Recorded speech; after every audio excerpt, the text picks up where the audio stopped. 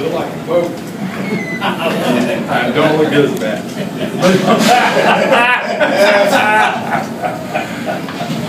I know all of you have some idea of Nicholas, or St. Nicholas. Excuse me, Jim, you got to speak up loud. We're recording. You want to start in about 2 seconds. Count down from 3, then begin again, louder. No! Most of you have some idea of the knowledge of Nicholas or St. Nicholas. And I'll share my story with you. I'm not sure how it goes, but to the best of my knowledge, this is the story of Nicholas of America. I was born in around 270 AD in the small village of Myra, which is located in what you know today as Turkey. It's a seaport, and of course you know back then the seaports were very important because there was a lot of merchants that came in and traded and so forth, and we lived on the Great Sea. Well, my father was a merchant, and he traded every day in the port. And I had a great time growing up in the city. Mother taught me, Dad worked down the seaport. And then one of the things that we did attend church a lot. You see, my parents were early Christians. They don't remember or did not ever meet Paul the Apostle, but they did have missionaries which came from the town of Patara and also from Attilia to start the church here in my hometown of Myra. The closest Paul ever got to our town was recorded in the book of Acts.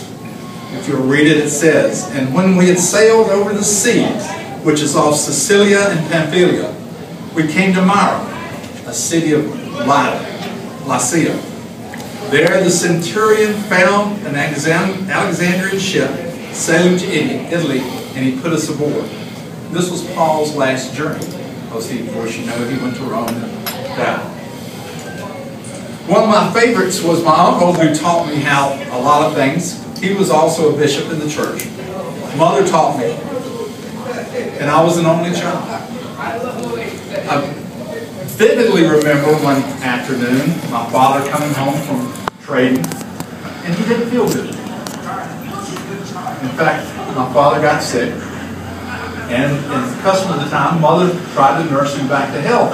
But unfortunately, my father died, and my mother had caught the same disease. And in a few days, she also died. So there I was, a young boy, about 12, by myself. And thank goodness for my uncle, who was the bishop, a bishop. He came, helped me get rid of the house, helped me close up my father's business down, sell everything. And I went to live with him in the monastery. And when I was living in the monastery, I became, for what some of you know, is just a young jack of all trades. I'd help out whenever they needed something to be fixed. I learned how to fix things. I learned to help in the services. And of course, I attended a lot of the services while I was there. But I never took the vows of the ministry. And I just wanted to be a young man. Of course, my uncle, he kept teaching me while I was there. But the ones who taught me were the other bishops who were there. I began to see that they not only taught the Word of Christ, but they also lived Christ. They ministered to their flock, as they called it at that time. And everything they did was for Christ. They never took credit for anything. Several years after I'd been in the monastery, as the story goes, the senior bishop died. And as the custom of that time, all the bishops would gather after the funeral ceremony and would elect a new bishop. And this went on for a few days. They could never make a decision. But one of the senior bishops, during the night, awoke early and was told in his dream, go to morning worship, be there early, and to greet everyone who came in and ask them their name. he was told that the first one to arrive and have the name of Nicholas would be the new bishop. Well, while I was sleeping, I had a dream. And it told me to get up and go to morning prayer. I did. When I arrived, the bishop asked my name, and I told him, I'm Nicholas. He turned to the other bishops, told them about his vision, and that I was a new bishop. Thus, I began my life as a bishop in the monastery. An entirely wonderful life where I tried to show the love of Christ to everyone. And because that's the way the bishops did. They took care of their members. You know, the main story most people understand now and remember is about the man and the 3 daughters. When the oldest daughter was eligible to be married, he didn't have any money. He could not provide a dowry. And so the only other option he had was to sell the oldest daughter into slavery. Then he'd have enough money for the second and third daughter. So I walked by his house late one night with a little bag of coins and tossed it into the window. The next morning, it was found. He was able to provide his daughter with a dowry. She was able to get married. And of course, this also happened for the second daughter because the family was very, very poor. And then the third daughter came, and I was able to do the same thing. I tossed the little bag of gold coins into the house.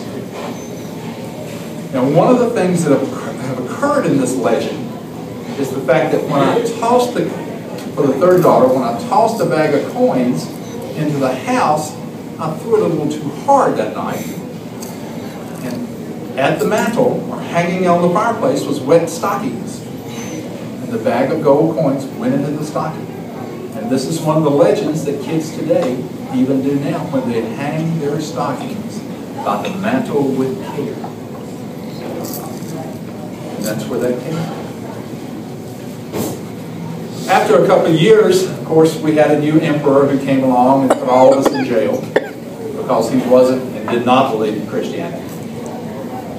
And we stayed there for a while. And then, of course, he got overturned, and the new emperor came around, and eventually a new emperor came named Constantine. He never became a Christian, but he believed in Christianity. He called all the bishops together to the Council of Nicaea, where we made some important decisions as bishops. One of the things that we did, and that you're getting ready to celebrate soon, we set the date of Easter. The other thing which is important, even today, is that we decided on the Holy Trinity, the Father, the Son, and the Holy Ghost. But I continue to minister to my flock, anonymous giving, helping others. It didn't make any difference if they needed a gold coin, if they needed food, or if they needed wood to keep warm, anything to give to my flock that they needed, and to do it anonymously. You know, how many times did Christ say, "Feed my sheep"? People said I did several miracles in my lifetime. They weren't miracles. Not to me. I was just doing what Christ wanted me to do. One year we had a famine in our city. No grain. So what, didn't even have grain to sow, to grow anything. One day we heard that coming into the port was a bunch of ships from Alexandria that were full of grain. I went down and got the captains together and said, "Can we take just a little bit of grain out of your ships?" "Oh, no, you can't do that. Because it was all weighed in Alexandria, and if we don't have the same weight when we get to Rome, all of us captains will be killed." So I thought about it for a little while, and I said, if you trust me, and trust in Jesus, we'll take just a small amount of grain out of each ship, and it will be okay. We took enough grain out to feed our city for 2 years. And the interesting thing is that when those ships got to Rome, the weight was exactly what it was supposed to be.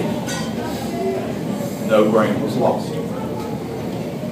You know, because of the work I did, and because I lived in the seaport, of course, people heard about me. And it's easy. Seamen thought, oh, St. Nicholas. And then other people decided that maybe St. Nicholas is a good thing. But unfortunately, I died on December the 6th, 343 AD. But other countries heard, my name was taken to other countries, and when it goes to another country, it gets changed a little bit. It got changed to Nicola, Miklaus, Klaus, Nicole. I became the patron saint of countries like Germany, Austria, Switzerland. I even became the patron saints of cities. Some cities that you know today. Moscow, New York City. I'm the patron saint. In fact, Christopher Columbus named the first port in the New World after me. It was named in Haiti on December the 6th, 1492.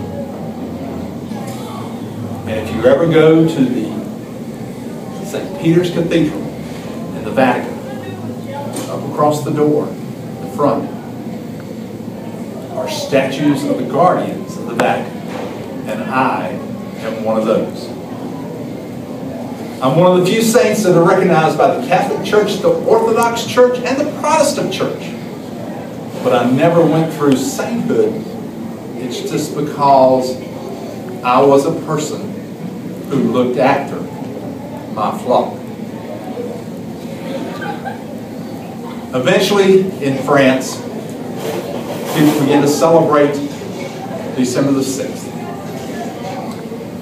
They called it the Feast of St. Nicholas. They would bring children to church, and the custom at that time was the children would leave their shoes at the door, and they would go in to have services and so forth. But when they came out, the children would find in their shoes fruit and nuts. And this was a big treat for them. And this started, well, on St. Nicholas Day, you gave children fruits and nuts. And then on Epiphany, which is in January, you gave them presents. The Feast of St. Nicholas became very prominent in Holland. And they called me Sinterklaas. That was the way it was pronounced. And they brought me to the New World in the 1600s when they settled in their little town called New Amsterdam, which you now know as New York City. It was also during as time goes on, people just like today forget the true meaning of Christmas. During the early 1800s, there was a big uproar in New York City about, we need to go back to the old ways of celebrating Christmas. We need to go tradition. There are too many people drinking in the bars on Christmas. There's too much carousing and partying. And the New York writers all lamented the passing of St. Nicholas. One of the leading writers of the time was someone that you've studied as you came along through life. And that was a well-known author by the name of Washington Irving. It wasn't until 1822 that an Episcopal clergyman wrote a poem. He called him St. Nick. He said he was fat. He said he was dressed all in fur. He even said he smoked a pipe. The writer was Dr. Clement Moore. The poem, of course, was "'Twas the Night Before Christmas." And it was the first time that St. Nicholas left gifts and not fruit and nuts. In the 1860s, you had a well-known cartoonist who drew pictures of Santa. In fact, he drew a wonderful picture of Santa Claus who lynched Jefferson Davis during 1863. He eventually changed The picture, after several years, he eventually changed him and named him Uncle Sam. But Santa Claus stayed on, and it wasn't until, what, 1930s? That the current look that you guys all portray took place. And as you know, it took place through the wonderful art drawing of H.H. Sunbloom, who drew Santa Claus in a red outfit for Coca-Cola. And it's still being drawn by Coca-Cola. But he continued to do Santa ads for quite a few years, and this coat still does it. In the 1930s, there was a well-known poem that was written by Montgomery Ward, advertising department of Montgomery Ward. And then in the 1940s, a well-known singer named Gene Autry sang Rudolph the Red-Nosed Reindeer. And all was advertising.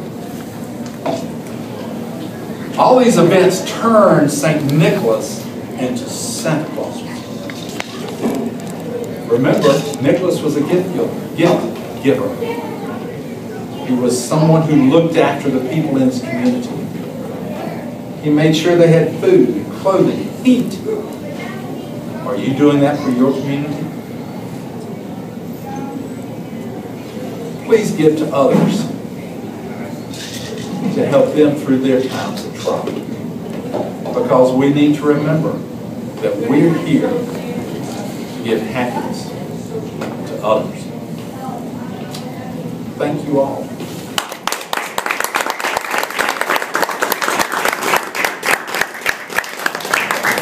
Any questions about the outfit or anything? I didn't make it, my wife made it. It's great. But I figured, you know, Ron, I can wear this when it's time. I can wait all the time. Yes, bro. We don't want to be carrying them, I can tell you that. I'm going to be in a small little canister. But anyway. You look magnificent. You truly do.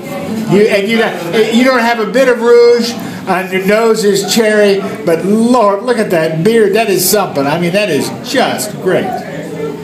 Marvin. Oh, no. St. Nicholas, may I ask you a question? Yes, sir. What is there to the rumor that you got into a fist fight at the Council of Nicaea defending the equal position of the Holy Spirit as part of the Trinity? Well, and I'm glad you mentioned that word that you said, rumor. There's no written account that I hit him. And there's no pictures either. Yes. But the pen ain't drawing. Those were made 500 years later. But what he's talking about is there is some discussion, has been some discussion historically, that there were two factions at the Council of Nicaea. One was the Trinity and the other one was Arians. What? The Arians. The Arians, thank you. You religious people. And they clashed, and that's what, out of the Council of Nicaea came the Father, Son, and Holy Ghost. But during this time, there were a lot of heated discussions, and supposedly one of the rumors or legends is that Nicholas smacked the guy upside the head because he wouldn't listen to him. But, yeah. For denying the deity of Christ, actually. Yes, thank you. But anyway, that's another story. There's lots of stories. There's stories in France. There's stories everywhere about Nicholas. You know, it's a legend. When you do this in a church, this is a church performance, right? Most of the time it has been. I ended up doing this past year for I think it was the Hillsborough Exchange Club for their Christmas dinner. Okay, are you standing behind the podium? Yes, I usually am. Normally you are. Right. So normally, and I'm just looking at it from a storyteller's viewpoint, but normally you put your papers on the podium. Correct. Okay. You really didn't refer to your notes very often at all. Is that more of a security for you? Yeah, I think it is. Yeah, just, you know, and I'm getting to the point that I'm probably going to take these 5 pages of notes, 4 pages, whatever, and just make about half a page of bullets. If you do them on parchment, you could look like it was something, if you had it on a piece of parchment that opened up, you could still have your notes. Actually, there's something better than that. It's out right now. Do you have an iPad? No. Or a Droid? A Droid? I have a Droid, yeah. Okay, if you have a Droid, there is a program that you can get, believe it or not, it's a teleprompter program. And you can set it up and it will do it whatever speed you want and at whatever size lettering you want. You just set it off to the side of you. Nicholas has never used an electronic device, but he's got lots of parchments. No, Jim, Those Dead Sea Scrolls. Jim, you were speaking from the heart, and you don't need any of that. You know, you speak to people For some dates. Oh, heck, we don't know the dates anyhow. When was he born? When he died? That's enough. You know, I'm sure, yeah, you But all the teleprompter around back then. The teleprompter program is free. So it's not like you have to spend a lot of money for it. Also, when you're performing, and this is a special group, obviously, this puts you on the spot more than would you be in church where you're the expert. But do you go in the total character as? Yeah, I usually don't have. Okay, and did you break from that this time any just because of who you were standing in front of? Or? Yeah, I did, and because I didn't have my sandals on and all this other stuff. Yeah, I usually do. I don't wear my glasses. Okay, so when you're actually performing, you're 100% into the character. Right. Gotcha. I don't do a disclaimer at the front. I just say I'm Nicholas. There you go. Okay. I was born. You did a great job. Amazing, amazing. Okay.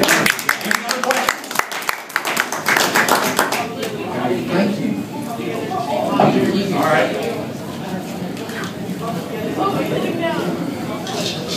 You're gonna be able to put the link. Let me have my glasses.